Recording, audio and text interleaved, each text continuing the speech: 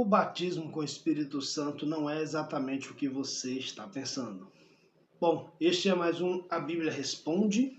Eu sou o pastor Lohan Castro e hoje eu quero falar com vocês sobre o batismo com o Espírito Santo. Será que é como nós entendemos? Será que é como os cristãos cessacionistas, tradicionais, reformados entendem? Ou será que a visão pentecostal clássica faz mais sentido? Bom, vamos dar uma olhada aqui. Primeiramente, nós precisamos entender que existem pelo menos 5 visões diferentes em relação ao batismo com o Espírito Santo. Cinco visões teológicas. A primeira eu chamaria de a visão avivalista clássica, pré-movimento pentecostal. Aquilo que, na verdade, existiu, assim, no meio reformado, inclusive, que era essa expectativa de um certo derramar impulsionador do Espírito, uma manifestação avivalística de um coração quase morto, definhante, e o Senhor derrama copiosamente da sua graça, do seu poder, e isso provoca uma fome, uma sede de Deus e um anseio pelo avanço do reino. E nós temos alguns nomes, nós temos John Wesley, nós temos George Whitefield, Jonathan Edwards, então nós temos vários nomes que são praticamente os principais nomes dos avivamentos, os grandes avivamentos, pareciam carregar esta visão. Vem o movimento pentecostal, e vamos chamar aqui de movimento pentecostal clássico, aquele raiz, o que deriva diretamente ou quase que diretamente do movimento ou avivamento da Rua Azusa. E aqui já há uma mudança de pensamento. No pentecostalismo clássico, entende-se que existe uma dupla experiência com o Espírito Santo. Uma no início da fé, quando você se converte, você passa a ser habitado pelo Espírito Santo. E conforme você avança na jornada, em algum momento você pode ser batizado com o Espírito Santo, que é uma espécie de revestimento de poder, que terá como sinal e evidência física o falar em línguas. Temos uma terceira visão, que seria a visão carismática, que já tem a ver com entender, sim, que o batismo com o Espírito Santo ainda assim é uma experiência que pode acontecer junto com a regeneração, mas geralmente vai ocorrer de forma distinta da regeneração. No entanto, a evidência disso não é necessariamente o falar em línguas. É carismática, ligada a dons, ligada a algum tipo de experiência mesmo, mas não necessariamente o falar em línguas. E aí nós temos os continuistas, que já compreendem o batismo com o Espírito Santo como a própria regeneração e que não existe uma segunda experiência. Quando você se converte, entrega seus caminhos ao Senhor, você se torna habitado e já é batizado com o Espírito Santo. E a evidência disso são os frutos da habitação do Espírito. É o fruto dessa vivência, dessa nova vida no Espírito. Só que com uma diferença, porque aqui nós temos, eu nem vou citar, a próxima visão é a visão cessacionista, que é a mesma do continuismo em relação ao batismo com o Espírito Santo, mas tem uma diferença. O continuista ele vai entender que só existe uma experiência, é o batismo com o Espírito Santo, é o novo nascimento, todo crente é batizado do Espírito, mas é aberto a compreender que há momentos em que o cristão pode viver uma experiência, ele pode ser cheio, ele pode ficar pleno do Espírito Santo, que não necessariamente ele vá falar em línguas ou algo do tipo também. Vamos para a Bíblia, porque, afinal de contas, esse vídeo aqui, essa série que eu estou fazendo, chama-se A Bíblia Responde. Se possível, acompanhem comigo, vamos analisar alguns textos bíblicos aqui. Nós temos um primeiro texto, que é Mateus, capítulo 3, verso de número 1 a 12. Você leia esse contexto, mas eu vou frisar apenas aqui os principais 3 textos aqui, 3 versículos aqui desse texto, mas leia o contexto para que você pegue o fio da meada. Vamos lá. O texto nos diz a seguinte coisa, pelo menos nos versículos principais que eu falei que eu iria ler. Versículo 11. eu vos batizo com água, isso João Batista dizendo para quem? Vamos de análise do texto. Para os judeus que estavam ali ouvindo a pregação de João Batista, as convocações de João Batista ao arrependimento, inclusive no meio estavam alguns fariseus, escribas, saduceus, enfim, aquela turma legal, né? E ele diz, olha, eu aqui, o que eu estou fazendo aqui, vocês estão vendo eu fazer, é um batismo em águas. Eu vos batizo, isso é o que eu faço, batizar vocês. Com qual elemento? Com água. Para qual finalidade? Para o arrependimento. Mas aquele que vem depois de mim é mais poderoso do que eu, cujas sandálias não sou digno de levar. João Batista não se considerava nem digno de ser um mero escravo deste maior do que ele, que viria depois. Por que este é maior do que João Batista? Porque ele vos batizará com o Espírito Santo e com fogo. Olha que interessante. Ele não está dizendo que se trata de um segundo batismo. Não, se você entendeu assim, você entendeu de forma equivocada.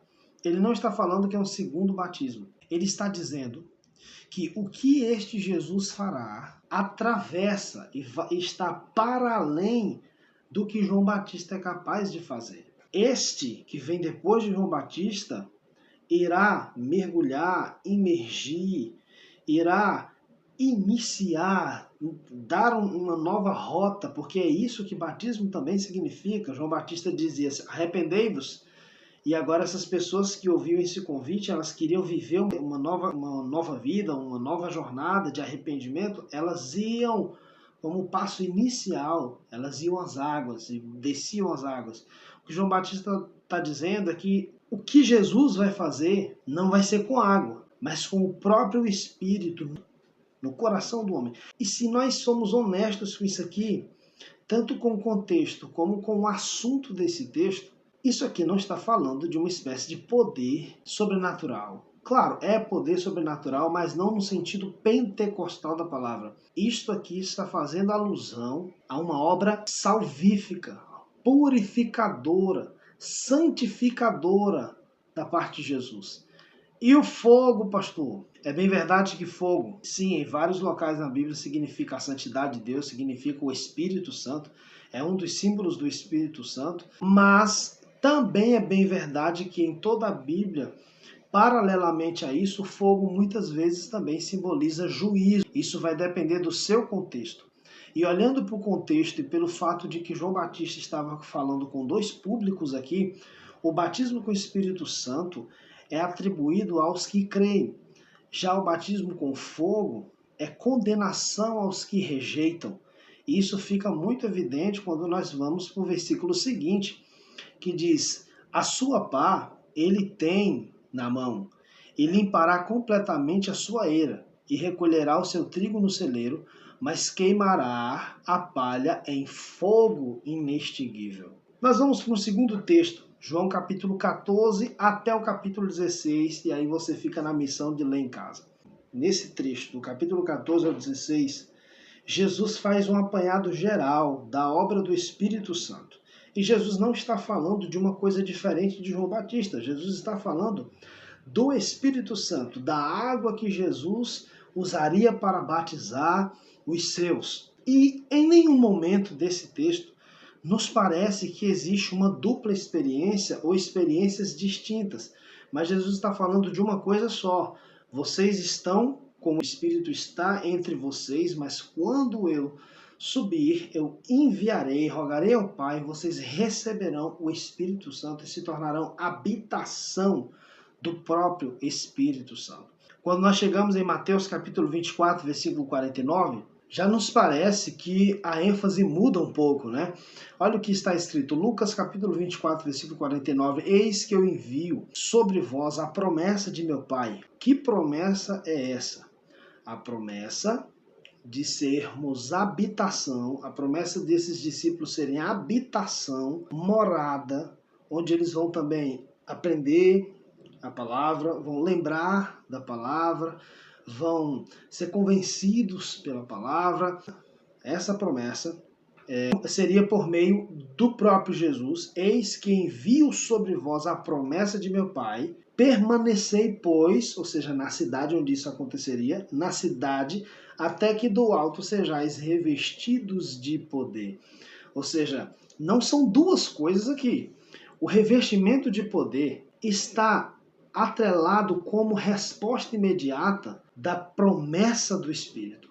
Então, uma vez que o Espírito habitaria esses crentes, imediatamente eles também estariam sendo revestidos de poder.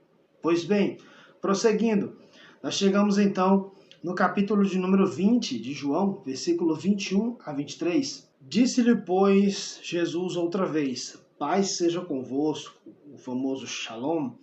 Assim como o Pai me enviou, eu também vos envio. E havendo dito isso, soprou sobre eles e disse-lhes: Recebei o Espírito Santo. Se de alguns perdoardes os pecados, são-lhes perdoados. E se los retiverdes, são retidos. Então, nós já observamos aqui que em Mateus e em João, capítulo 14 a 16, nós temos um aspecto mais salvífico desse derramar do Espírito Santo. Já Lucas e esses últimos capítulos aqui de João já traz uma ênfase mais missional. Não porque são coisas distintas, mas justamente porque está no pacote da promessa do Espírito sobre nós. Quando nós olhamos para Atos 1, versículo 5, nós temos uma repetição da promessa, que é a promessa do derramamento, de um batismo com o Espírito Santo. E em Atos 2 nós temos o cumprimento disso. Ah, Lohan, mas olha como se cumpriu em Atos 2. Foi um derramado Espírito Santo, um batismo com o Espírito Santo, com a evidência do falar em línguas. Espera um pouco, alecrim dourado. Calma, o vídeo ainda não terminou. Essa mesma coisa, esse mesmo evento, esse mesmo batismo com o Espírito Santo, com esse aspecto de poder, línguas como de fogo e dons, enfim, vai acontecer também no capítulo de número 8, versículo 14 a 17, quando o evangelho é pregado para samaritanos. E como confirmação de que o evangelho é para os samaritanos, eles também recebem o Espírito Santo como os judeus receberam em Atos 2. Isso se repete em Atos 10, versículo 44 e 48, em relação aos gentios. E isso se repete depois com alguns discípulos de João que estavam lá avulsos, vivendo a vida somente com os ensinamentos de João, e de repente eles descobrem essa nova doutrina, esse novo ensino. Então, meus irmãos, vamos lá. Após estes eventos de Atos, não parece que as Escrituras trazem uma espécie de, ou estabelecem uma espécie de doutrina que afirma que exista uma distinção entre ser habitado pelo Espírito e ser batizado com o Espírito. Parece que daqui em diante, até Apocalipse, a Bíblia trata o assunto como uma coisa só. Há uma só experiência, há um só batismo, há um só ato do Senhor que transforma, regenera, habilita e capacita os santos. E isso fica muito evidente em um versículo que pouca gente dá atenção, que está em 1 Coríntios 12, versículo de número 13. Leia comigo. O texto diz: Pois em um só Espírito todos nós fomos batizados em um corpo, quer judeus, quer gregos, quer escravos, quer livres. Outras versões vai estar assim, porque quando você lê isso aqui, você diz: Lohan, você está entendendo errado, pastor Lohan. O que esse versículo está dizendo é que o Espírito é que nos batiza no corpo. Não. Vamos lá. Eu estou aqui, por exemplo, com essa fonte maravilhosa. Oh, meu Deus, olha a situação, minha gente, tá vendo? Novo Testamento interlinear, analítico, grego, português. E quando nós analisamos o texto grego, bom, vamos dizer que não podemos descartar a possibilidade de o que Paulo está querendo dizer seja isso. Mas existe também uma grande possibilidade de o que Paulo está tentando dizer é que todo cristão é batizado com o Espírito Santo, e a consequência disso é que este crente faz parte do corpo de Cristo agora. E aí onde talvez uma melhor tradução nessa passagem pelo menos, seja a Almeida Revista e Corrigida, tá? Que diz o seguinte, inclusive eu estou aqui com uma Bíblia, estou aqui em mãos, está acabadinha, né? Mas eu estou aqui em mãos, a Bíblia, palavra-chave, né? Lançada aí pela CPAD, que diz o seguinte: pois todos nós fomos batizados em um Espírito, formando, tá vendo, como consequência de ser batizado em um Espírito, formando um corpo, quer judeus, quer gregos, quer servos, quer livres, e todos temos bebido de um Espírito. Ah, Lohan, mas aí no grego existe uma diferença de ser batizado no, com, do ou pelo. Gente, em nome de Jesus, ninguém mais na academia, na teologia, ninguém que faça teologia séria entende isso. Isso não está certo, tá? A expressão é en, né, que significa no, com, do, pelo, e aí vai depender de todo o contexto, enfim.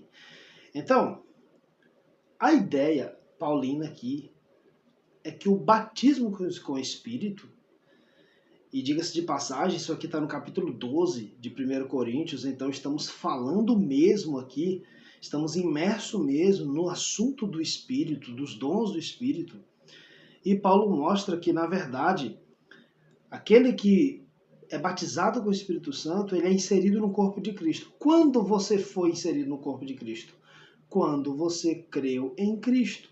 Quando você professa isso publicamente por meio do batismo, você está sendo inserido no corpo de Cristo fisicamente, mas espiritualmente, o Senhor está te batizando e te inserindo espiritualmente nesse corpo também.